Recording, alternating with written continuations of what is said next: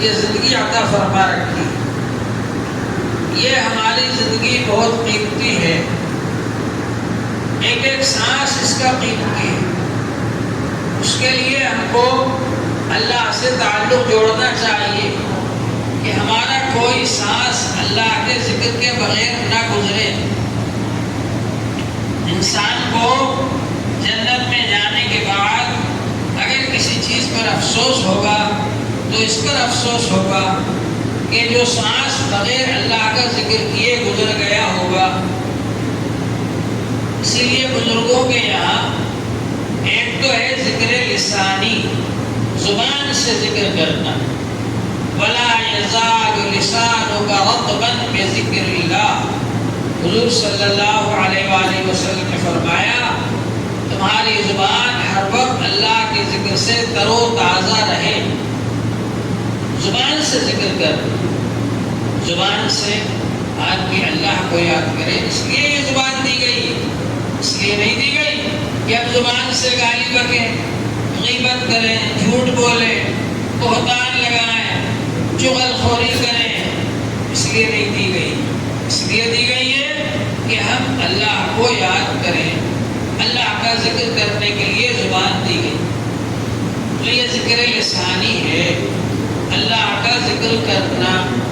حضور پاک صلی اللہ علیہ وآلہ وسلم نے ذکر کرنے والوں کے بڑے فضائل بیان فرمائے اور ذکر کی بڑی فضیلتیں بیان فرمائی. حدیث پاک میں آتا ہے بابن قوم، جو بھی کوئی قوم یعنی جماعت جمع ہو کر کے وہ ذکر کرتے ہیں اللہ تعالیٰ کا، یذکرون اللہ الا غشیتہم الرحمہ، اللہ کی رحمت ان کو ڈھانپ لیتی ہے. وحفتہم الملائکہ، فرشتے ان کو گھیر لیتے ہیں. ونزلت علیہم السکینہ، اور اللہ کی طرف سے سکینہ نازل ہوتی ہے ان پر. وذکرہم اللہ فی من عندہ، اور اللہ تعالیٰ فرشتوں کے سامنے ان کا ذکر فرماتے ہیں. فرشتے جو کہ نورانی مخلوق ہیں، معصوم ہیں، ان سے کوئی گناہ سرزد ہو ہی نہیں سکتا. فرشتوں کی ایک جماعت ایسی ہے جس کو سیارہ کہا جاتا ہے، اور وہ زمین میں گھومتے پھرتے رہتے ہیں اور اسی تلاش میں رہتے ہیں کہاں ذکر کی مجلس ہو رہی ہے.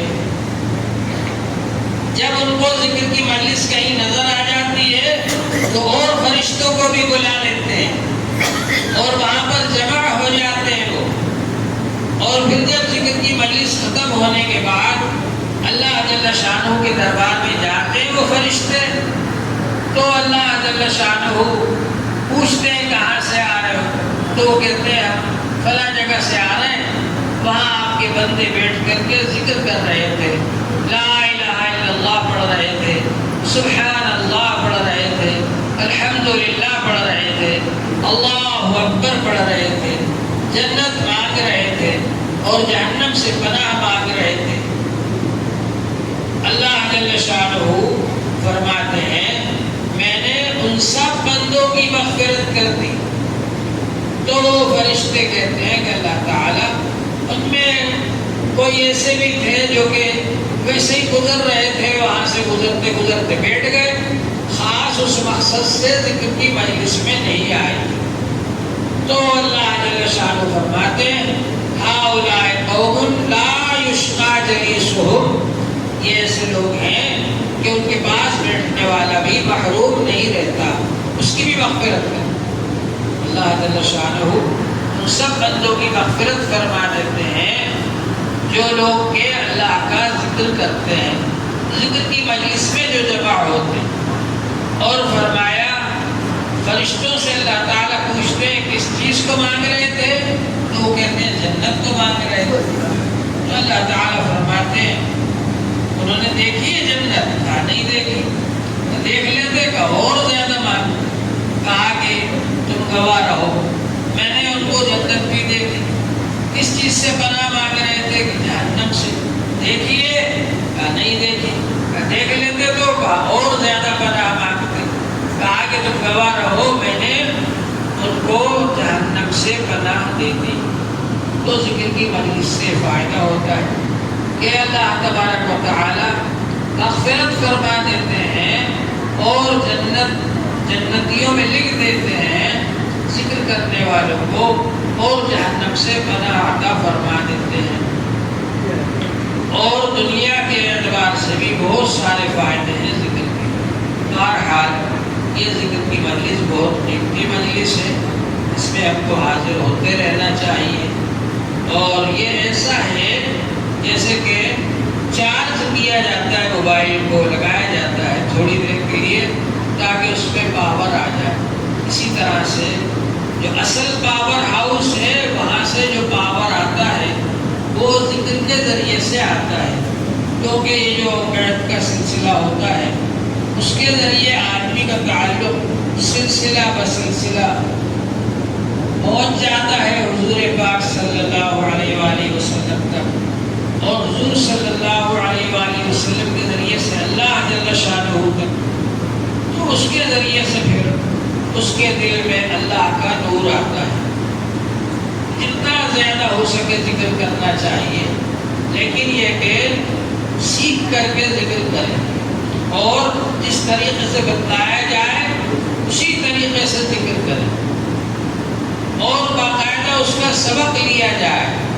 جتنا کر رہے ہیں پہلے کا جو سبق تھا آگے بڑھواتے رہیں اس کو تاکہ آگے ترقی ہوتی رہے۔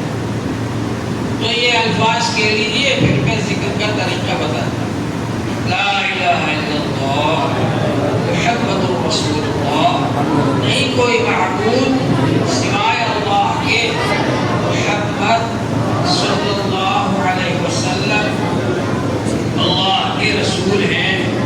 ایمان لایا میں اللہ پر اور اس کے فرشتوں پر اور اس کی کتابوں پر اور اس کے رسولوں پر، اور اس پر اچھی اور بری تقدیر اللہ تعالی کی طرف سے ہے، اور موت کے بعد اٹھائے جانے پر توبہ کی میں نے کفر سے، شرک سے، بدعت سے، زنا کرنے سے، چوری کرنے سے، پرایا مال ناحق کھانے سے،